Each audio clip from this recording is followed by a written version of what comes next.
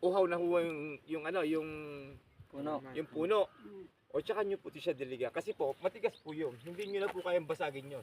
Kasi natakluban nyo na po ng lupa, di ba? O pagka dilig nyo po, tsaka nyo lagyan ng isang kutsarang ano. Isang kutsarang abono. Sa tabi lang, huwag sa puno. Ganito lang ho, kuya. Halimbawa, ito ho, abono. Yung agwat. Dito lang ho. Huwag sa puno. Isang kutsara ho. Ng abono. Di ba may dala po akong abono eh. Di ilagay nyo lang sa balde, tapos lagay nyo po din eh. Tapos diligyan nyo po siya ng marami kasi 3 araw nyo siya hindi dinilig, di ba? O yung halaman. Ang kaya po Pero siguro kahit hindi magdilig ko ito, kan? oh, Kung nag-uulan na malang, kahit huwag yun na magdilig. Pag ano talaga. kagan po. Iba talaga ang dito eh. Ay opo. Ibang At dahil kasi dito, medyo mainit po ang lupa. ibang pino. Eh di ang gawin nyo na lang po, kada hapon po. Hindi, makalwahan po. Alam ba, nagdilig kayo ng Lunes. Meron po sa ulit.